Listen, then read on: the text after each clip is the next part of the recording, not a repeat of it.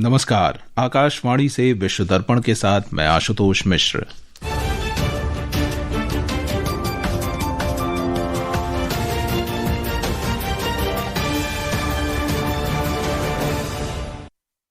मुख्य समाचार। विदेश मंत्री एस जयशंकर रूस की 2 दिवसीय यात्रा के लिए मॉस्को पहुंच चुके हैं। वे रूस के उप प्रधानमंत्री डेनिस मोंटोरोव के साथ व्यापार, आर्थिक, वैज्ञानिक, तकनीकी और सांस्कृतिक सहयोग पर भारत रूस अंतर सरकारी आयोग के 27वें सत्र की सह अध्यक्षता करेंगे। पाकिस्तान में पूर्व प्रधानमंत्री इमरान खान की पार्टी ने उनको शीर्ष अदालत के आदेशानुसार निजी अस्पताल के बजाय सरकारी अस्पताल भेजने पर सरकार के खिलाफ अवमानना याचिका दायर की है। कजाकिस्तान में आज संसदीय चुनाव हो रहे हैं। इन चुनावों से मध्य एशिया के सबसे बड़े देश में राष्ट्रपति कसीम जोमार्ट टोकायेव की सत्ता और मजबूत होने की उम्मीद है। आंध्र प्रदेश के विशाखापट्टनम में ब्रिक्स खेल मंत्रियों की बैठक संपन्न हो गई। इसमें ब्रिक्स खेल संयुक्त घोषणा पत्र सर्वसम्मति से स्वीकार किया गया और महिला हॉकी विश्व कप में आज रात भारत का मुकाबला ऑस्ट्रेलिया से। सेमीफाइनल में पहुंचने के लिए भारत को जीतना जरूरी। विस्तार से।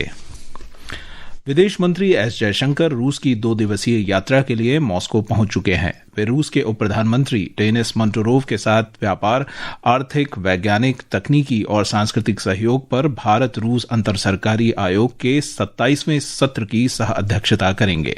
इस दौरान डॉक्टर जयशंकर रूस के विदेश मंत्री सर्गेई लावरोव से भी मुलाकात करेंगे और क्षेत्रीय और वैश्विक मुद्दों पर अपने विचार साझा करेंगे। पाकिस्तान में पूर्व प्रधानमंत्री इमरान खान की पार्टी ने सरकार के खिलाफ अवमानना याचिका दायर की है। सरकारी अधिकारियों ने श्री खान को शीर्ष अदालत के आदेशानुसार निजी अस्पताल के बजाय सरकारी अस्पताल भेजा है। श्री खान की पाकिस्तान तहरीक-ए-इंसाफ पीटीआई पार्टी के कानूनी सलाहकार नईम पंजुदा के अनुसार याचिका में प्रधानमंत्री, कानून मंत्री, सूचना मंत्री और अन्य सरकारी अधिकारियों के खिलाफ कार्रवाई की मांग की गई है। 3 न्यायाधीशों की पीठ ने मंगलवार को सरकार को निर्देश दिया था कि श्री खान को ओडियाला जेल से इस्लामाबाद के निजी शिफा इंटरनेशनल अस्पताल में 2 दिनों के भीतर चिकित्सा जांच के लिए स्थानांतरित किया जाए। सरकारी अधिकारियों ने श्री खान को शुक्रवार की जांच के लिए सरकार के Pakistan institute of medical sciences PIMS ले जाकर वापस जेल भेज दिया। श्री खान की बहन उज़्मा खान ने पत्रकारों को बताया कि उनके भाई को जेल में प्रताड़ित किया गया है। पिछले महीने संयुक्त राष्ट्र की विशेष रिपोर्टर एलिस जिल एडवर्ड्स ने श्री खान की हिरासत की स्थितियों और उन्हें उचित चिकित्सा देखभाल नहीं मिलने की खबरों पर चिंता व्यक्त की थी। इस बीच पीटीआई नेताओं ने कहा है कि इससे 27 सितंबर को होने वाले नियोजित विरोध प्रदर्शन की तैयारियों को बल मिलेगा। बलूच यकजहती कमेटी BYC ने बलूचिस्तान के मस्तुंग जिले के खड़कुचा इलाके में पाकिस्तानी सेना के ड्रोन हमले की निंदा की है। इस हमले में 4 मजदूरों की मौत हो गई और 3 घायल हो गए। BYC ने इसे राज्य प्रायोजित आतंकवाद करार दिया है। एक रिपोर्ट।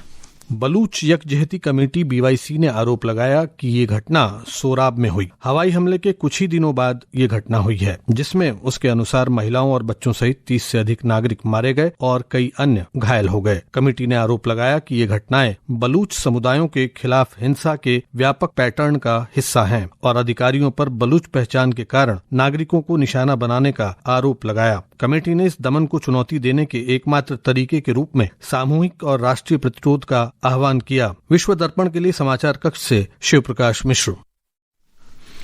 कजाकिस्तान में आज संसदीय चुनाव हो रहे हैं। इन चुनावों से मध्य एशिया के सबसे बड़े देश में राष्ट्रपति कसीम जोमार्ट टोकायेव की सत्ता और मजबूत होने की उम्मीद है। नए संविधान के अंतर्गत देश की संसद को 2 सदनों वाली व्यवस्था से बदलकर एकल सदन वाली व्यवस्था में कर दिया गया है। कजाकिस्तान के सर्वोच्च न्यायालय ने पिछले महीने कहा था कि नए संविधान के अंतर्गत वर्ष 2019 में पदभार संभालने वाले राष्ट्रपति टोकायेव 7 साल के एक और कार्यकाल के लिए चुनाव लड़ सकते हैं। यह नई एकल सदस्यीय संसद के लिए पहला चुनाव है जिसे कुरिलताई के नाम से भी जाना जाता है। राष्ट्रपति समर्थक आदिलत पार्टी के भारी बहुमत से जीतने की उम्मीद है। कई विपक्षी दल भी चुनाव मैदान में हैं, हालांकि उन्हें राष्ट्रपति टोकायेव का समर्थक माना जाता है। विश्व दर्पण समाचार आकाशवाणी से प्रसारित किए जा रहे हैं। ताज़ा समाचार जानने के लिए आप हमारे social media handle X @AIR News Hindi को फॉलो कर सकते हैं। विश्व दर्पण में आपका फिर स्वागत है। आंध्र प्रदेश के विशाखापट्टनम में ब्रिक्स खेल मंत्रियों की बैठक का समापन आज ब्रिक्स खेल संयुक्त घोषणा पत्र सर्वसम्मति से स्वीकार करने के साथ हुआ। हमारे संवाददाता ने बताया है कि इसमें संवाद, परस्पर सम्मान और समग्रता से ब्रिक्स देशों के बीच खेलों में सहयोग सुदृढ़ करने की प्रतिबद्धता व्यक्त की गई।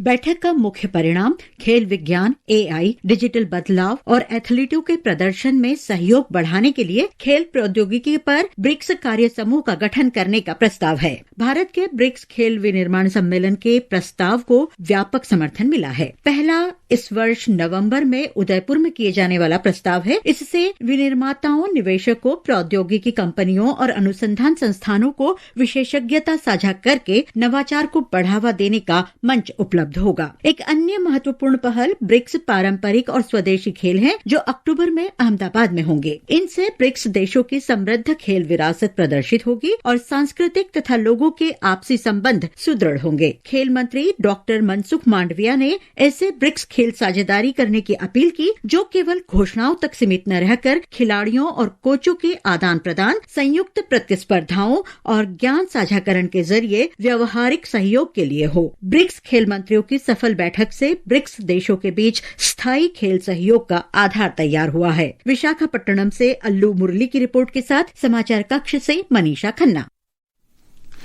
अमेरिका के राष्ट्रपति डोनाल्ड ट्रंप द्वारा हॉर्मुज जलडमरू मध्य को एक बार फिर अमेरिकी इलाका बताए जाने के बाद से अमेरिका और ईरान के बीच तनाव और बढ़ गया है। श्री ट्रंप ने यह तस्वीर 18 अगस्त को भी साझा की थी। इस बीच ईरान ने फिर कहा है कि जब तक अमेरिका अपना रुख नहीं बदलता, हॉर्मुज बंद रहेगा। ईरान की सर्वोच्च राष्ट्रीय सुरक्षा परिषद के सचिव मोहसेन रेजाई ने हॉर्मुज पर अमेरिकी दावों को खारिज करते हुए श्री ट्रंप के बयानों की कड़ी आलोचना की। उन्होंने कहा कि हॉर्मुज जलडमरू मध्य और अमेरिका के बीच की दूरी 7000 मील से भी अधिक है।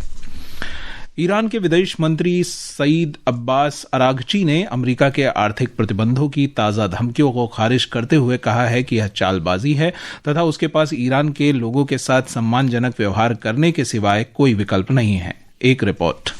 ईरान के सरकारी प्रसारक IRIB के अनुसार श्री अरागची ने कहा कि आर्थिक दबाव बनाने के अमेरिका के प्रयास उसकी हताशा को दर्शाते हैं। हाल ही में अमेरिका के राष्ट्रपति डोनाल्ड ट्रंप ने ईरान पर इकोनॉमिक डी-डे अभियान की शुरुआत करने की घोषणा की थी। उन्होंने कहा था कि एक देश के खिलाफ यह बहुत भीषण आर्थिक अभियान होगा। उन्होंने सहयोगी देशों से भी ईरान को अलग थलग करने में साथ देने की अपील की। श्री ट्रंप ने कहा कि तेल तस्करी तंत्र, वित्तीय लेन देन, विनिमय केंद्र, पोत पंजीकरण और प्रमुख कंपनियों समेत ईरान की आर्थिक जीवन रेखा को निशाना बनाने के उपाय किए जाएंगे। इसी बीच ईरान के सुप्रीम नेशनल सिक्योरिटी काउंसिल के सचिव मोहसेन रेजाई ने पड़ोसी देशों को अमेरिका का सहयोग नहीं करने की चेतावनी दी है। उन्होंने कहा कि ईरान तनाव नहीं बढ़ाना चाहता, लेकिन आर्थिक प्रतिबंधों में शामिल पड़ोसी देशों को शत्रु समझा जाएगा। उन्होंने कहा कि अगर क्षेत्रीय देशों ने ईरान के खिलाफ अमेरिका का सहयोग किया तो फारस की खाड़ी और हॉर्मुज जलडमरू मध्य के रास्ते से तेल निर्यात को प्रभावित करने के उपाय किए जाएंगे।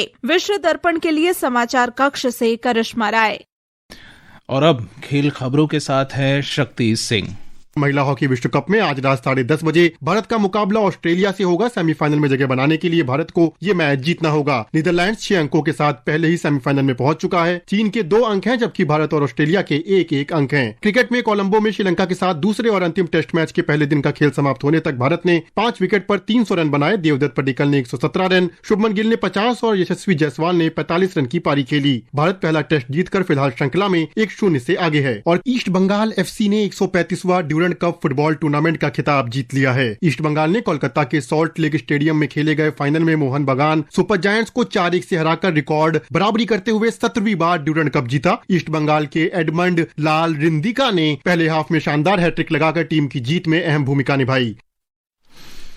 अंत में मुख्य समाचार एक बार फिर। विदेश मंत्री एस जयशंकर रूस की 2 दिवसीय यात्रा के लिए मॉस्को पहुंचे। पाकिस्तान में पूर्व प्रधानमंत्री इमरान खान की पार्टी ने उनको शीर्ष अदालत के अनुसार निजी अस्पताल के बजाय सरकारी अस्पताल भेजने पर सरकार के खिलाफ अवमानना दायर की है।